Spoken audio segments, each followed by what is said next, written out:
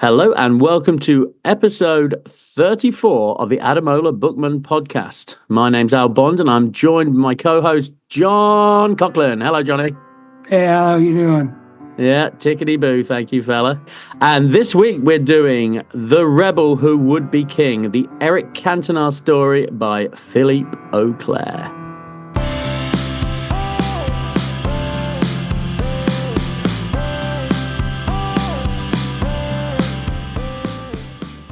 So, Johnny, you are a Manchester United fan of a certain vintage.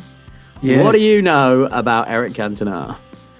You know, when you're a certain age, you know things that you shouldn't know, really, like his date of birth and stuff like that. 24th of May, 1966. He happens to share a birthday with my brother, but I would have known that anyway, you know. Yeah, I was deep into Cantona when I was a kid. I was 11 when he kicked that Matthew Simmons. I had been to the previous game when he scored against Blackburn at Old Trafford. And I remember where I was when I heard about, you know, it's 1995, so you hear about these things. I remember my brother coming into the bedroom we shared at home and telling me about it. But of course, I had to make the picture in my head. And it was a grave scene. It was devastating. Reading the book, I guess I forgot. It was, in that moment, Cantona was finished, right? Yeah, it seemed perfectly feasible. I mean, I as we've often said, and I'm often forced to remind the listeners that I am a bit older than you. So I was 17 when that happened. But I was checking football. I mean, I remember exactly where I was. It was the front room in my house, big surprise. But I was straight on the old teletext, hello, and it was like front page of a teletext, and you just knew, oh, this is big. And the thing is, at the time, I reveled in it because I think mid-90s, we all absolutely despised United in a way that I don't now. And he was the tormentor in chief, wasn't he, Cantona? He was the guy that really was put the fear of God into all of us. So it was just so huge, wasn't it, Johnny? It was so huge, that event, and everything that followed it. It's a reminder, the book, in how central to the legend of Cantona that the kick is now. But in that moment, by God, was I terrified. I cannot talk about this book without talking about Philippe Auclair. Yeah, Philippe Auclair is a voice I'm very familiar with from various football podcasts, but he has a very distinctive voice because he is French. And every single line I read in this book, I could hear his voice. Just every single line. And I'm not saying that's bad. It kind of gave it some charm, but oh, goodness me. It would be true to say that he has bought into the Cantona myth. Yes. He describes Cantona in ways which are really quite extraordinary. Even like a step up from Balaguer with Messi. He is enchanted by Eric Cantona. Well, I think he thinks about Cantona much the same way I did when I was 11. Well, I think that's fair enough. And he is obviously a very captivating footballer. There's no question about it. He was the main man, wasn't he, when he played in the Premier League? There was some interesting bits in his book, wasn't there? There was, although rather dishearteningly, it starts on about page 3 with this. People looking for scandalous tidbits will be disappointed. Oh, yeah, I am disappointed, Philippe. Yeah, I am looking for scandalous tidbits, and I am not sure what you really think people are looking for in a footballer's autobiography. He did spend a lot of the book trashing the other book in existence about Cantona's own autobiography. He spent a lot of time trashing that. Although that's where a lion's share of the quotes came from for this. Again, he's another chap who didn't have a great deal of access to old Eric. And he spent 3 years writing this book. Just to say, I read this on Kindle, so it gave me the disheartening prediction of 12 hours to read it. I just don't know why these books are always so long. Yeah, but I was going to say it took him 3 years to write it, and it felt like it took me 3 years to read it. Also, for a man writing in his second language, I was consulting my dictionary a lot. Bloody hell. Philip's vocabulary, there are some words in there which I've forgotten. Wow. They were Yeah, words I was unfamiliar with. I don't think I've ever seen written down before. I yeah. can cite zero examples of that, sorry, Johnny, but he's some vocabulary. Rebarbative. That was one that stood out to me. Unattractive and objectionable. But in your defence, Al, I think where some of that might come from is the French equivalent might be more commonly used than the English one, you know? Yeah, I think there was an amanuensis or something at one point, and I was like, oh, hello. Sounds Well, like a villain in a video game. it's an artistic assistant. That one I know. Bollocks. He made me look thick. Nabokov, when he wrote Lolita and the other books he wrote in English, he was writing in his fourth language. And I think Joseph Conrad was writing in his third when he wrote Heart of Darkness. It's remarkable, isn't it? Well, listeners can go back and listen to my biography of Messi and decide how remarkable that was. But just, sorry, on the biography of Messi, your competitor there, Balaguer, I remember asking at the time, was it a cultural thing, how he spoke about Messi?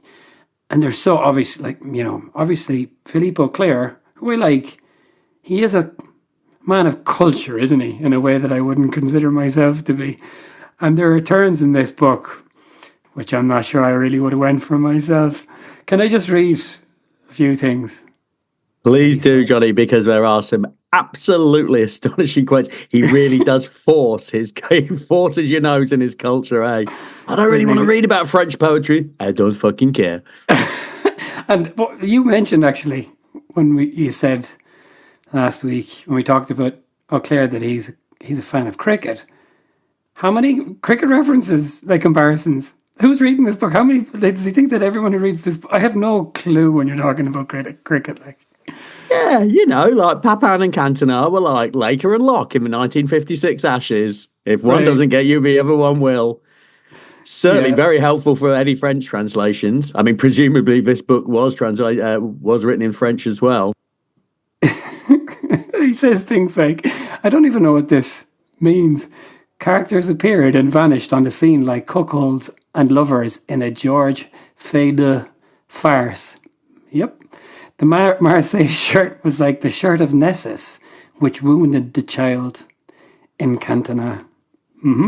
He said, footballers never lie on the field of play. He's obviously never seen a game of football in his fucking life. And then other things he said, so Cantona ended up doing community service.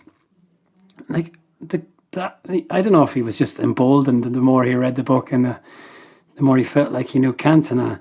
Eric adored children, in whom he saw a reflection of his former and truer self, before he'd been emotionally maimed by the corrupting power of professional football. And then he goes on, he truly loved every single one of those kids. What is that based on, Philippe? And he said, like, another thing, he goes, Cantona had always been a believer in Chateaubriand's maxim, talent is a long apprenticeship. I think the Venn diagram of Chateaubriand readers, whoever Chateaubriand is, and football book readers is probably slimmer. The kind of overlapping bit is slimmer than you might realise. Well, there's one person in that Venn diagram, and he's French, and he likes cricket. No, I mean, that's it. I've got a couple of quotes here, and I was like, oh, I'm worried. I hope Johnny doesn't pull one of my quotes. There's no chance you're going to put one of my quotes out, because every single page there's like some wild analogy.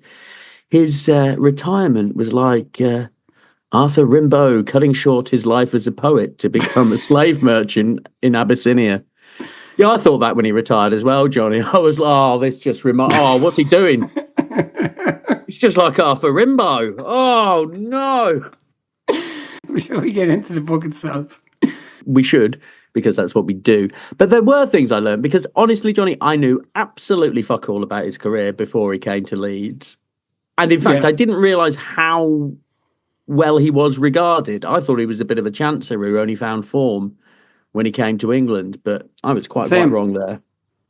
Oh, absolutely. You did, eh? Yeah, I wondered how much you knew about him. Yeah, but he was he describes him as one point in France, long before he ever came to England, that he was like the first true football celebrity, in as much Platini was famous for being a footballer, but Cantona was a famous man.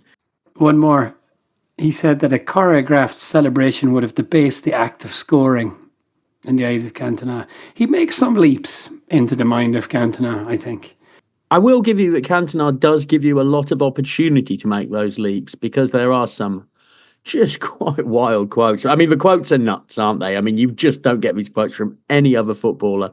Even Socrates didn't come anywhere near to just the waffling bullshit that comes out of Cantona. Philippe Auclair, he wrestles with the kind of commercial side of Cantona, which Cantona has so obviously really, really embraced. And I guess it troubled Auclair because, you know, this is some kind of beatnik poet kind of character in Auclair's eyes.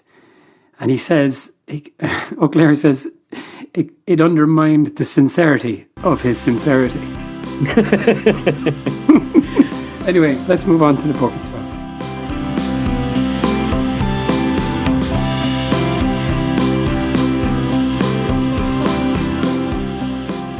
Okie doke. So he's a child of Marseille. I must confess, I never was able to picture Cantona's parents. He just seems to me as one of those people who just arrives fully formed. I had read the book that Auclair trashes so heartily throughout this one. And one of the things that I thought I remembered, but I remembered it wrong, is he's not a troglodyte. He was not brought up in a cave. But his parents or his grandparents did build a house that part of it was kind of a cave. Like, you know, they kind of extended on a cave. Oh, his grandparents. Eric loved to attend parties thrown by his grandparents where he'd sing with the gypsies. Yes, he would. It's like Game of Thrones. Like, come gypsies, come let young Eric sing with you. At 6 years old, Eric had a violent passion for Johan Cruyff's Ajax. A violent passion.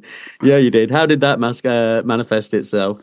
Well, I had a violent passion for Eric Cantona. I remember when he came back in the game against Liverpool, and Nicky Butt scored 67 or 68 seconds in, and then Fowler scored 2, and I really did have a total breakdown.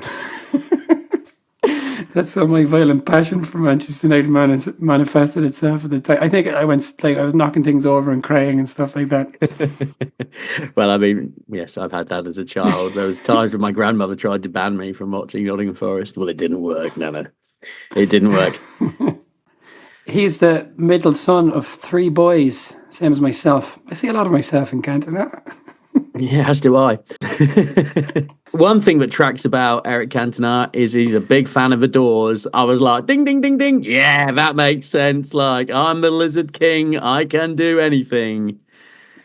The soft eggshell mind, that sort of quasi-bullshit poetry would have been very appealing to Cantona. And I must confess, to a young me as well. I was a big fan of the Doors as well. However, it doesn't track is there's a spell where he plays as a youth and he goes to Gabon to play Libreville.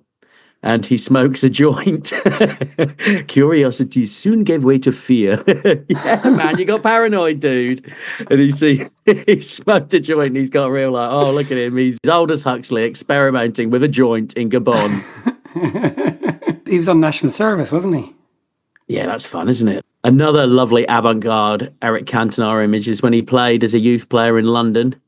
They said he went to a deserted nightclub and he was just dancing by himself in a 1980s London nightclub. That was just Eric. I love that image. Yeah, whoever it was with him said that only Cantona could kind of do that kind of thing. He was a young player. Obviously, he was quite good at football. And he chose Auxerre over Nice when Nice are kind of much bigger, more successful club. But when he went for trials with Nice and he asked for a kit and they said that he had to pay for it. No. And then he went Whereas to Auxerre. The wily fox, Guy Roux. Yeah, Guy Roux is a real character here. He was able to resist the temptation of Nice where the beautiful women all wore monokinis. Monokinis, another word. I was like, really? Is that a thing? A monokini? I've never heard of it. That's what Borat wore. A one piece. Does it mean they're topless? Ooh, maybe that is what it means. It's just turned into a sexy podcast. This is the one you were always looking for. Hello. But yeah, Anyway, Giroud, when he asked for kit from Giroud, he was like, yeah, take as many as you want, man. And that's why he signed for Auxerre. Giroud is an absolute legend of the game. Like, was like Auxerre manager for like 30 years or something. Incredible. Took them from a tiny little provincial club into an established League One side. In fact, Nottingham Forest played them in the UEFA Cup in the mid-90s, and we beat them. But still, yeah, Auxerre, Giroud, an absolute legend and a huge part of Cantona's life. Auclair keeps returning to this. It's like managers who succeeded with Cantona adopted the role of father figure, and Giroud very much did that, and obviously very famously so did Alex Ferguson. And also Giroud, and here's an interesting tidbit. He managed to prevail upon Francois Mitterrand, President Mitterrand, to send a message to the Home Office asking for his sentence of 2 weeks in prison for kicking Matthew Simmons to be overturned on appeal, and it was reduced to community service. So there you go, Giroud. Genuinely astonishing, wasn't it? Like the reach of Giroud, like go on, Mitterrand, get it out there. Because they worried that the relationship between young people of France and England would be affected if Cantona was convicted and had to do prison time. Yep. I mean, we're not entirely sure that this actually had any effect, but we're told that it happened. But get in, Giroud. Get in, son. Right from the start, Cantona, he's got a short fuse, this boy, doesn't he? Yes, he does. He feels injustice. He feels it very keenly. So he goes to Auxerre. He fairly quickly establishes himself in Auxerre. And they're in Poland. He scored a scissors kick in this game. And then someone threw an egg at him. And he went in just throwing punches, went in the crowd, just started throwing punches. He headbutted his own teammate because they were all playing some game, a European game. And it had snowed unexpectedly and they were all out clearing the snow from the pitch so that they could play. And there was one fella, Martini, who refused to do it. Cantona just headbutted him. He's rough. Well, yeah, no kidding. But I mean, not a team player. I'm all for it. You can see Auclair's approval of this action. The last book we did was Duncan Ferguson. We were just like, thug this, thug that. You know what I mean? It's kind of different. I don't know how, but it is kind of different. I mean, you say that now and but it is different, isn't it? But how? It is. How? Because he was better at football, so that makes it better. Right? And he was cooler, and he read poetry. He was French, not Scottish. It's a more cultural headbutt. If Cantona dressed as a woman and went into a fishing village in Scotland to pick a fight... I wondered where this was going. What would you say about that? I would warmly applaud it. There you go. Yeah, I mean, I am very fond of old Eric. I am. I can't help it. He also scissors kicked an opponent, Der Zakarian of Nantes, and got a 2-game ban for his trouble. When he came to England, I guess there wasn't an article that was written about him which didn't describe him as France's enfant terrible of football. Yeah. But he made weird career choices as well, didn't he? He went to big teams, but then he went to like peculiar little teams I'm not really familiar with. Just to throw it in, Matra Racing? What? Matra Racing? What is this? Pro Evo? There was a football team called Matra Racing. Yeah, and Nimes. That's not a big team. And that was after he played in Marseille and stuff. Yeah, exactly. Pourquoi? Go to a big team. So actually, maybe we can, I don't know, we can have this conversation now and then. He was the big man for the small stage. Discuss. Again, this is not necessarily something I associated with him, but equally, you can't argue with it when you actually look at the statistics. I mean, his record in Europe was pretty dire, wasn't it? And you mentioned Roy Keane. His quote about Eric Cantona was genuinely savage. I think I must have read it before. Eric will never rank alongside the true great European players. That's the stage that really counts. Maybe he wasn't capable, and maybe he never will be. Oh, you bandit. Yeah. But there is some, for all of his strengths, he was a big bloke, wasn't he? A big, I'm loath to say lumbering, but he was in that department. He was built more like Ibrahimovic than a runner. But we'll say, to play devil's advocate, he scored 2 FA Cup finals. He scored 6 games in a row, like in loads of 1-0 victories in that lead into the league win when they chased down Newcastle. And also, English teams were crap in Europe. United are obviously the big one. There was that whole 3 foreigner rule, which would have excluded players like Giggs and Keane, even Brian McClare. They were counted as foreigners.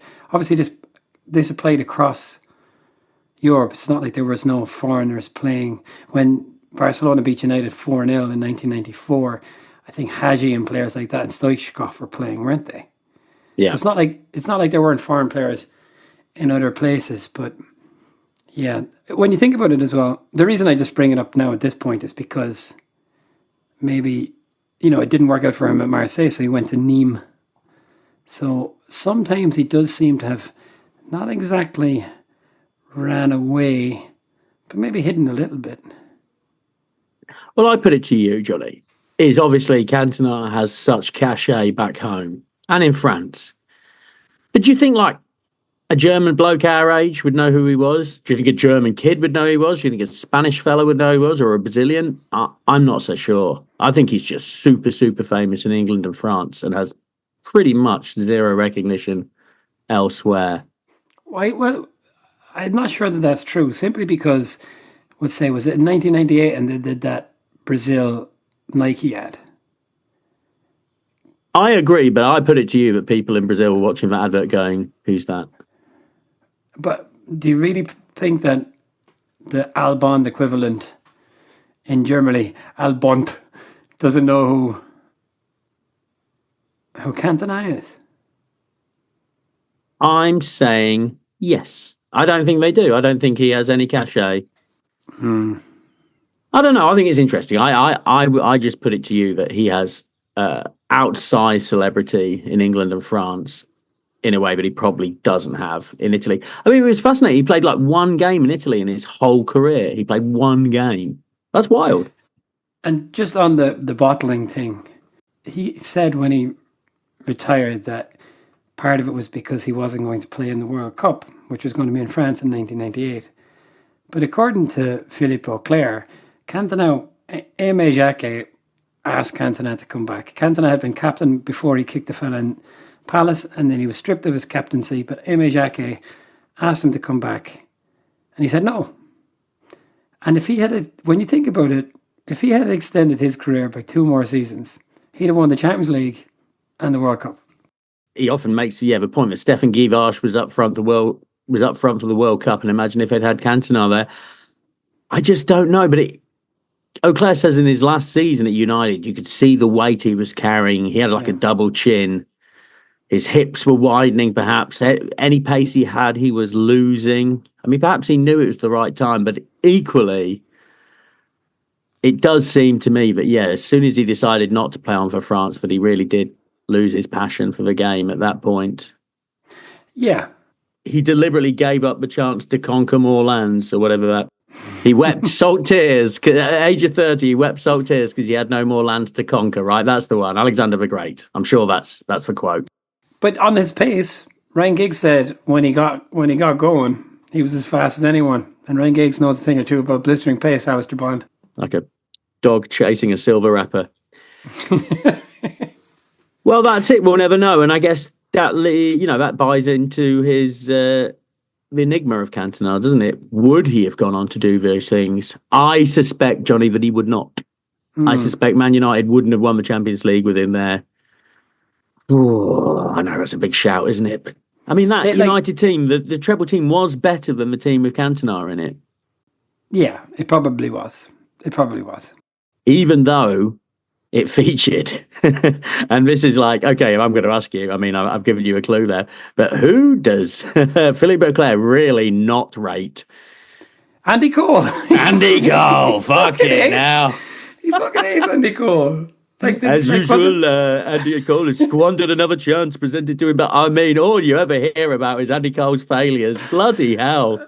Yeah. It sounds like Philippe Auclair would have really gotten behind the kind of the schoolyard bully, right? Because Cantona doesn't like Cole, so Philippe Auclair is going to stick the boot in at every opportunity.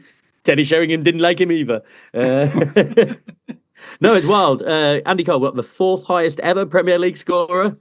Or in Philippe Auclair's mind, just a complete and utter joke of a footballer, a clown. But okay, let's try and get through some of his life. As you said, like maybe it's more interesting to talk about the stuff in France because everyone kind of knows the England stuff. I mean, genuinely, what can we talk about? The thing, man, he barely played for Leeds, right? I mean, like, yeah, I didn't know that barely at all. Yeah, I thought he had more than. Yeah, he played like 20, 30 games for Leeds. Total. He scored as many goals the year they won the league as Tony DiRigo. And that was the last time he scored a hat-trick as well. I knew he never scored a hat-trick for United. But yeah, so he played for Auxerre, and then he had these peculiar loan spells, which always served to confuse me. Exactly. He was at Marseille, and it never really worked for him at Marseille. And he was sent out on loan to Montpellier. So, like, when he was at Marseille, Bernard Tapie is one of the common... I wonder if there's a book about Bernard Tapie. He seems like quite a character. But he pops up, doesn't he? Steve McMahon was in there as well. I'm like, yes, he was. Steve McMahon. Being a dickhead. Yep. We can come back to that. But they went to play against Torpedo Moscow in a friendly organised by Bernard Tapie for Armenian earthquake victims. Fair enough. And Cantona kicked the ball out of play and threw his Marseille shirt at the ref.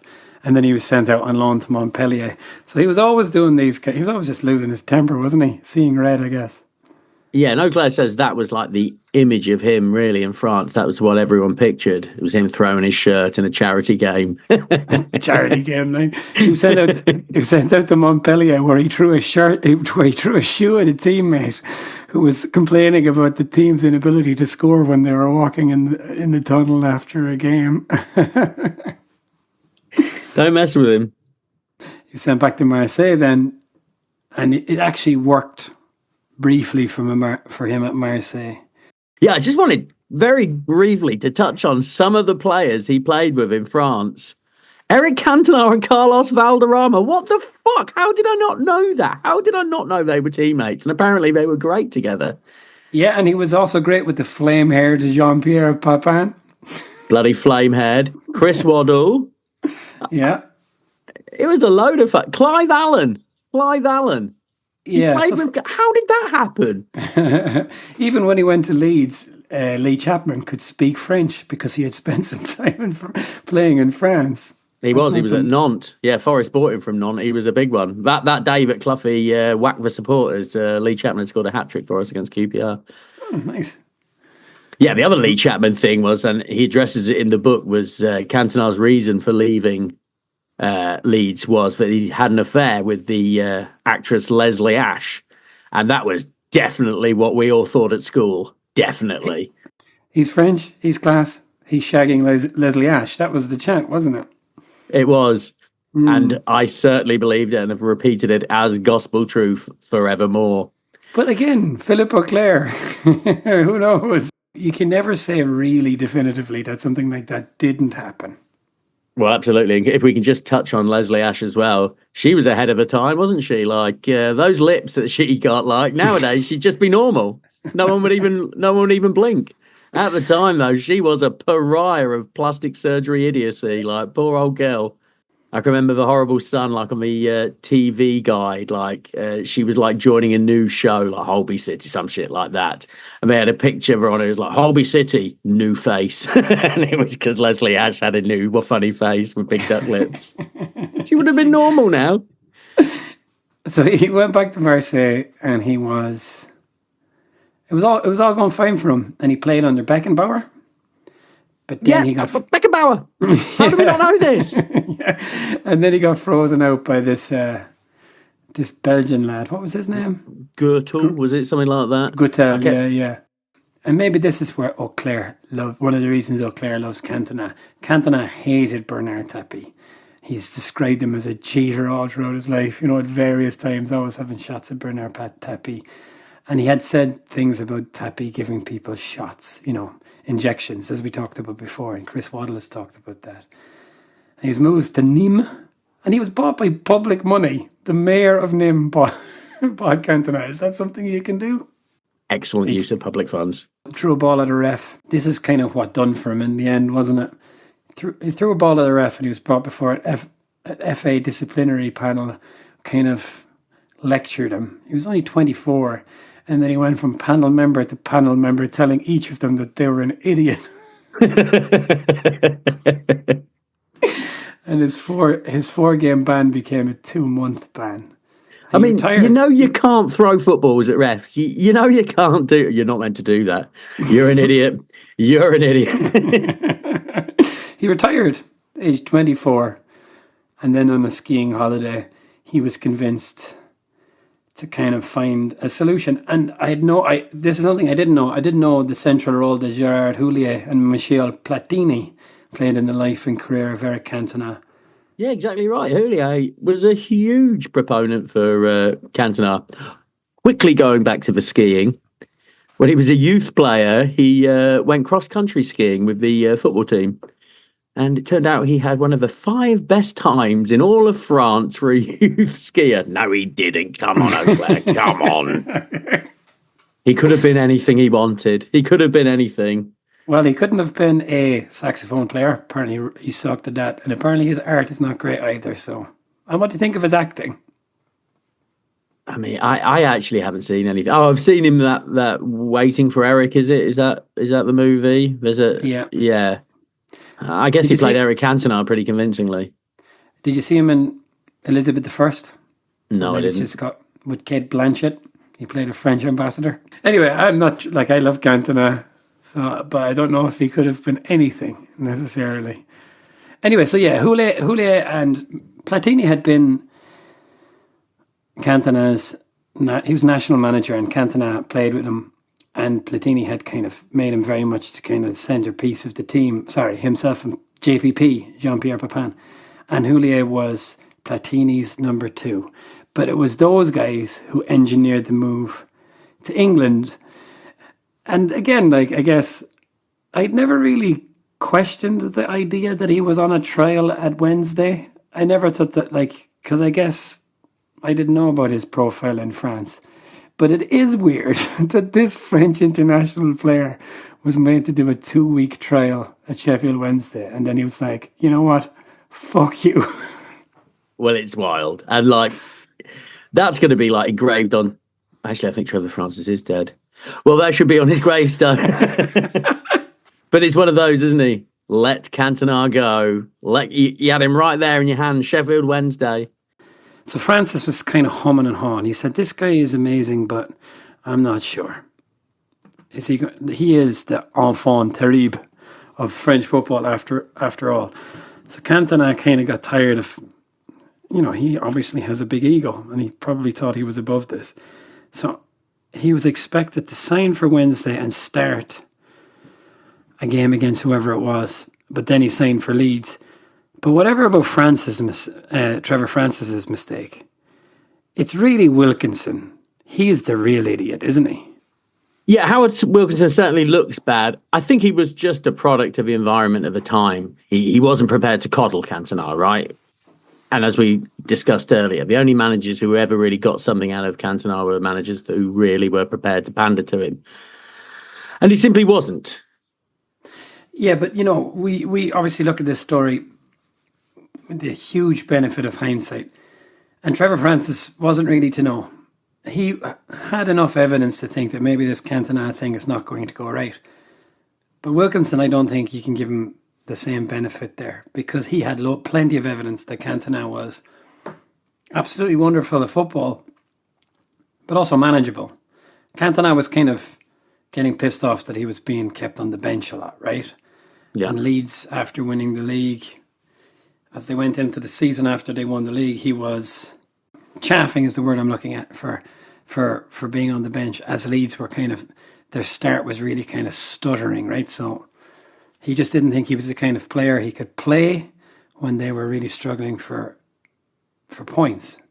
So he kept Cantona on the bench, and obviously Cantona didn't like this. Well, no, I mean, being kept on the bench, Cantona was like a form of death, as Philippe Auclair explains to us again and again. Many things for Cantona are like a form of death. But you know the genius of Ferguson will say, right? All these things are always a bit elusive, I think. Like, what is it in particular about Ferguson other than pointing at his watch vigorously towards the end of the game? What was it that what was it that made him so brilliant? But things that he got really right, and there was a couple in this book. Number one was, from the very start, he played Cantona immediately and played him for full games and just trusted Cantona and kind of figured that that's how you got the best out of Cantona.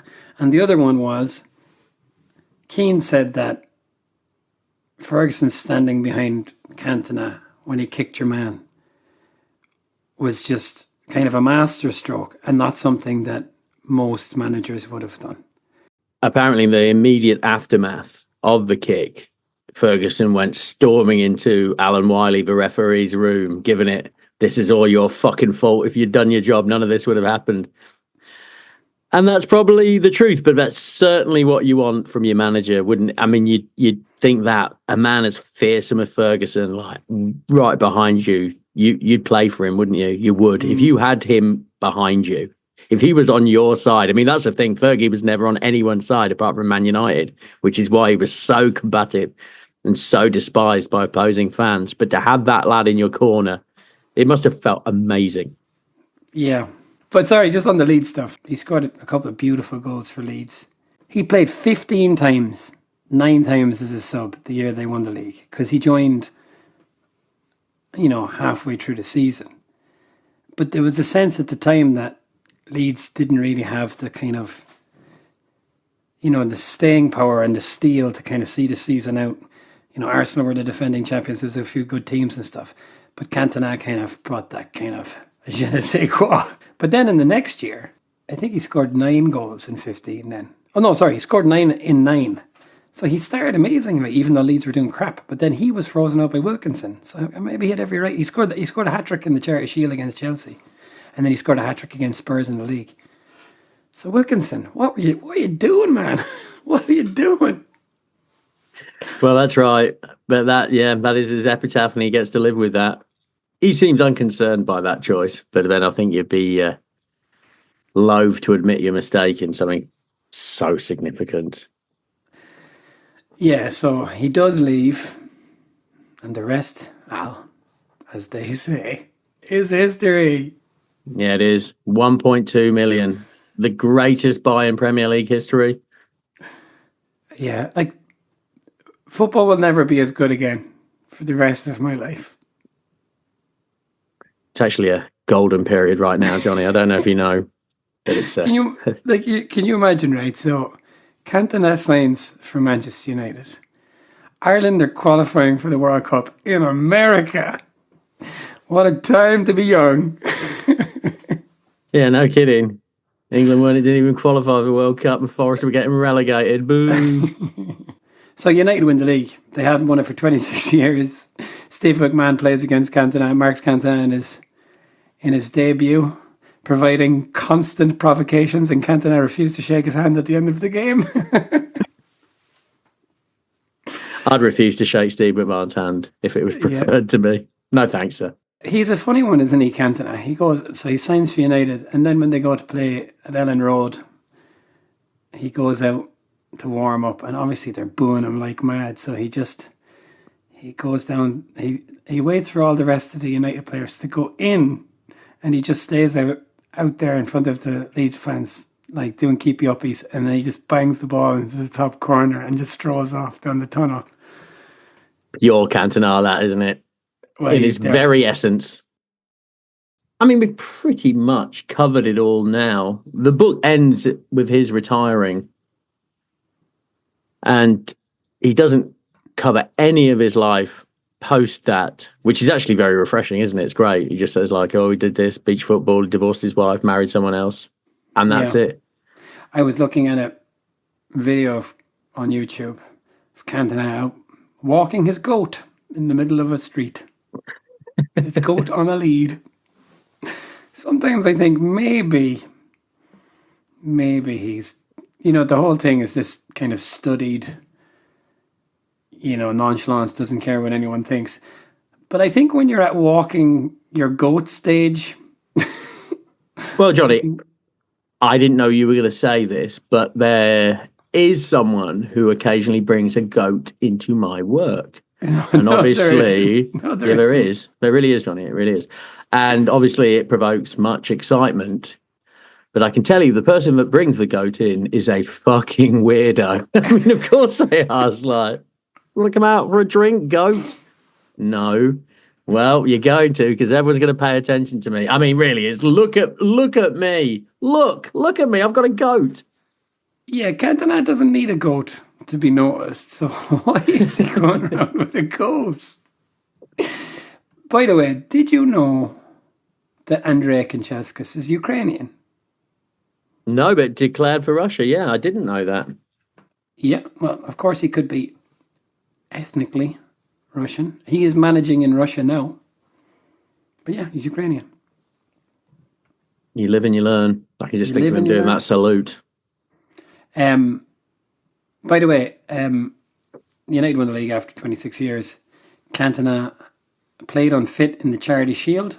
That was Roy Keane's debut when David Seaman famously missed a penalty. I was at that match, Al. That was the first United game I ever attended. And if I'm not mistaken, I didn't know that I had attended Roy Keane's United debut. I think I also attended his Ireland debut. And I haven't even been to all that many games, but there you go. It was a friendly against Chile, if I'm not mistaken. I went with my dad. Oh, Roy Keane completist. Did you know that David Ginola is a big dickhead?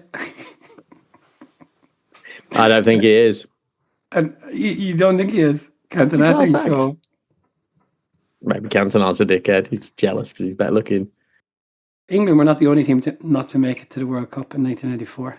France needed a point from 2 games against Israel and Bulgaria. And they went ahead against Israel and still managed to fuck it up. Yeah, that is wild, isn't it? I mean, I knew that story. Ginola will never play for France again after that, the Joël Houllier rage.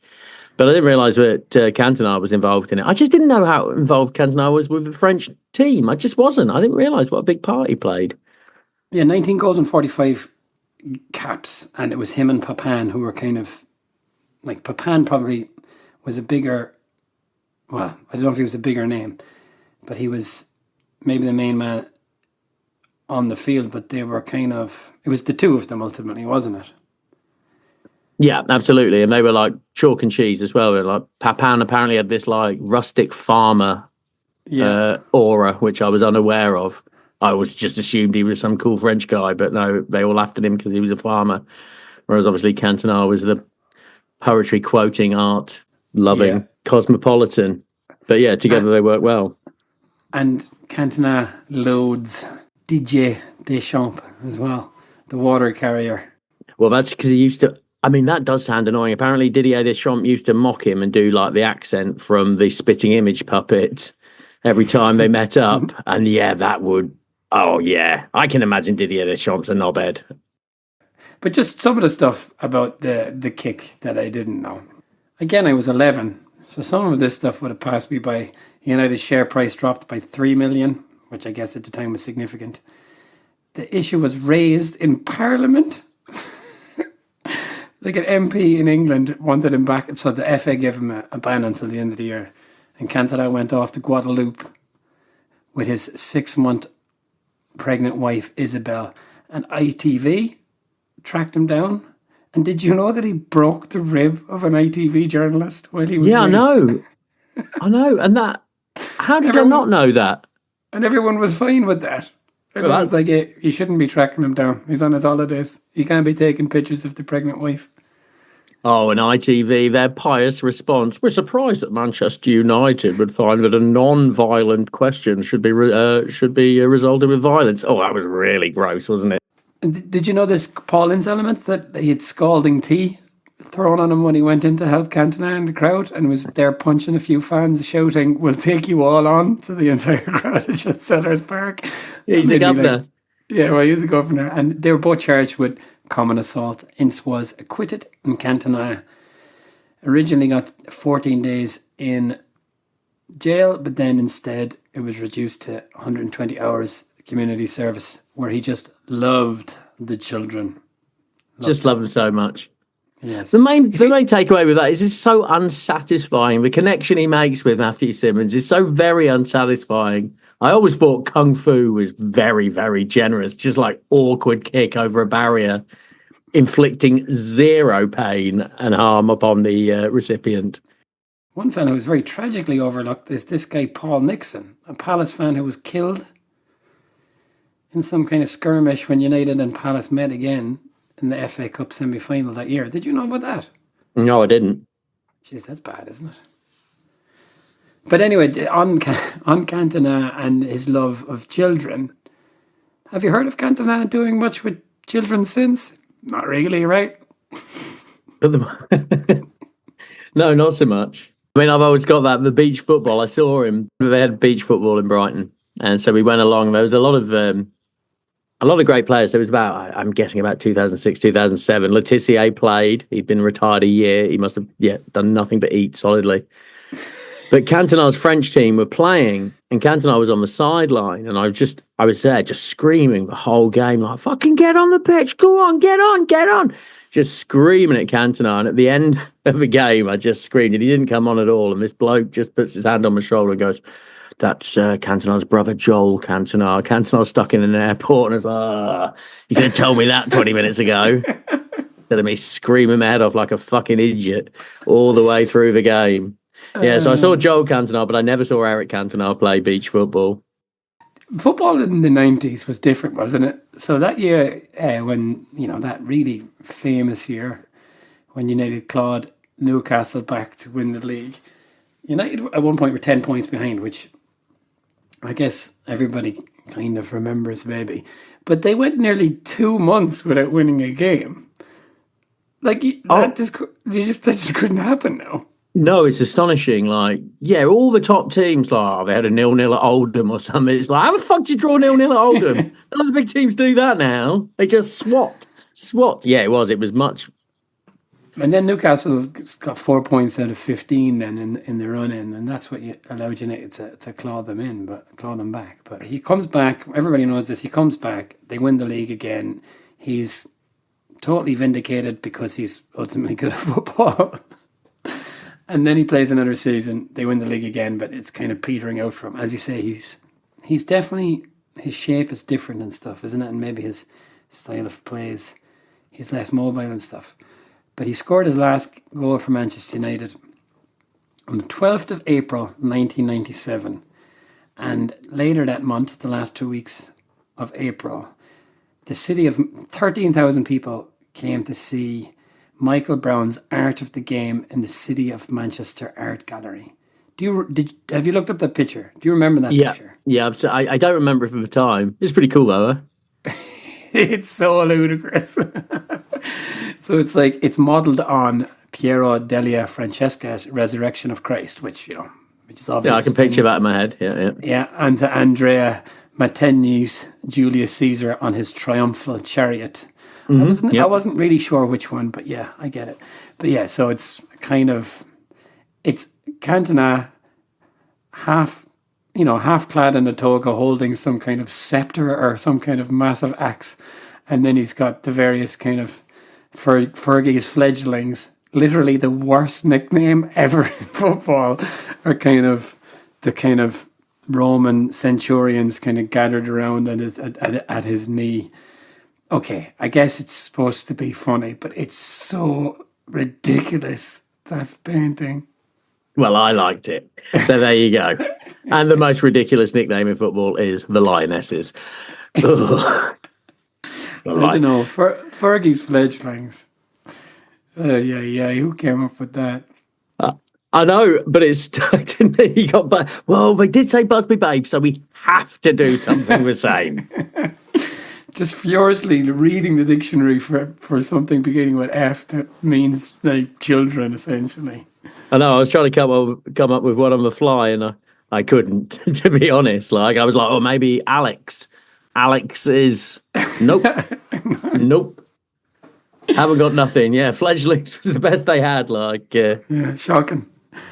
So, that year, and this is kind of the the denouement, I guess, in Europe was they got to the semi-final and played against Borussia Dortmund, and that European Cup was going to be played in Munich, which has obviously got some significance for Manchester United because of the Munich air crash. But Cantona was a ghost in the semi-final, and this is when Keane is kind of trashing him. Obviously, do you remember this game? Yeah. Paul Lambert played in that game, I think, didn't he? I remember. I was watching it in a pub. Me being a lot older than you, but I can remember how devastating it was. I was really upset. I really wanted United to do well that year, and yeah, really frustrating. Everybody was secretly a United fan at the time. I'm still convinced of that. I think you might get some pushback on that, Johnny. How could you not be? How could you not be? I just desperately wanted an English team to do well in Europe because I'd never seen it. Because obviously, when I was a kid, I just wanted an English team to do well in Europe. I thought it would reflect well on England. And United did have that aura. But football is just always just so much more interesting when you're familiar with the protagonists, right?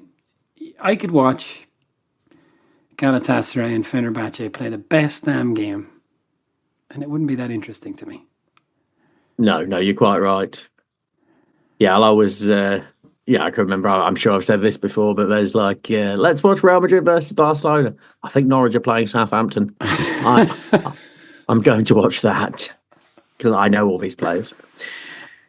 Yep. Well, anyway, I've probably thrown a few sly digs at Cantona, but my God, did I love that man as a child. I mean, I would say this: he changed football more than any other person, I think, as a youth. I mean, the other candidates would be your Bergkamps and your Wengers, but it was Cantona who made me see what was possible for a footballer to do. I remember him just scoring some goals, going, none of the other lads could have done that. He could just do things other people couldn't do at that time, and certainly in England. Philippe Auclair talking about that Newcastle team, saying Peter Beardsley reminding people that English players could play exciting, a football. And if you just compare Cantona and Beardsley, that's the thing about Cantona, right? He's walking his goat down the streets now, but my God, was he fucking cool. He was so cool. Yeah, absolutely the coolest. Yeah. But, these guys just, heroes should never get old, How can you... that thing, and it's very central to the book. You mentioned everything is a death to Cantona, and that's kind of how Philippe Auclair kind of talks about Cantona ending his career was like his death. But there is something to it, I guess, That is, like, there can be no act two for a guy like that. Obviously, he tried to be an actor, and he probably had reasonable success. But, he's doing gambling ads and stuff like that now, which is a bit disappointing, isn't it? Oh, it is, because he talks all the way through how money wasn't important to him. Yeah. But of course it was. Although, just very interestingly, he was on $5,000 a week at United. Fucking hell, football's changed, isn't it? $5,000 a week. Inter were going to give him 25 grand. I know. I had to double check. I was like, "They're good times his wages by what?" And that will make it 25 grand. I know, that was astonishing, wasn't it? And even his Nike advert, $500,000 a year. I mean, fucking Ronaldo gets $500,000 for sending a tweet. Can you imagine? I would have liked to have been in the room when Philippe Auclair saw Cantona's gambling ad. Yeah, absolutely devastated. Yeah, absolutely. Anyway, that's the book, isn't it?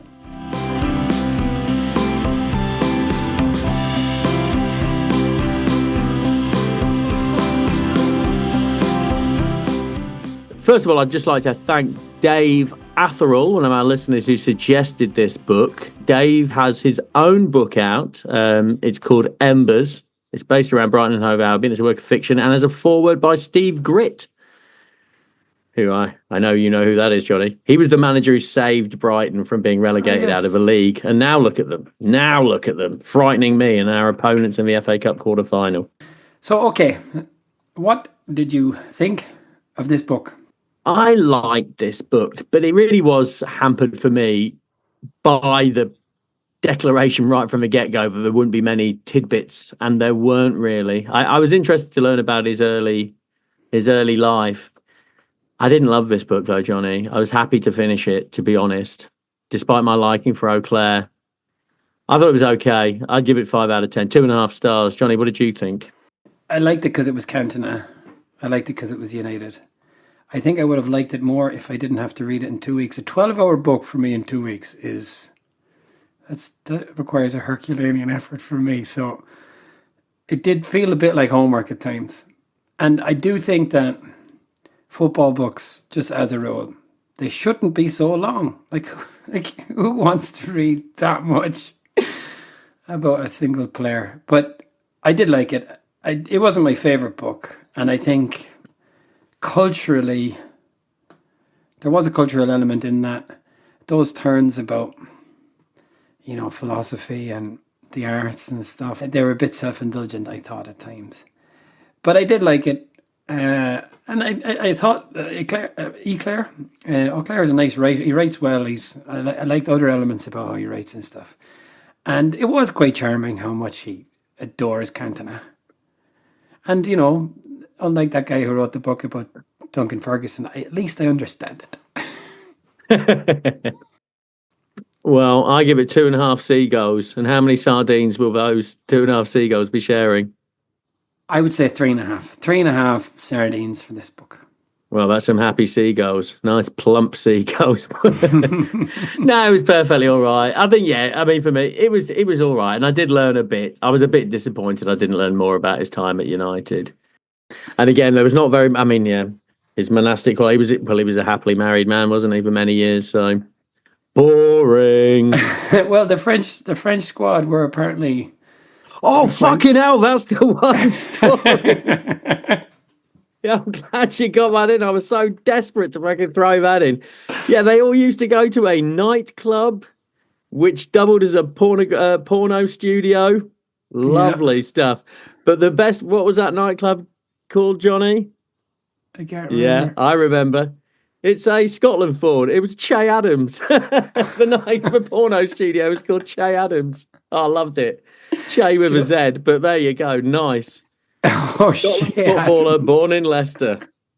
Yeah, okay. And as it's Lent, it's God month.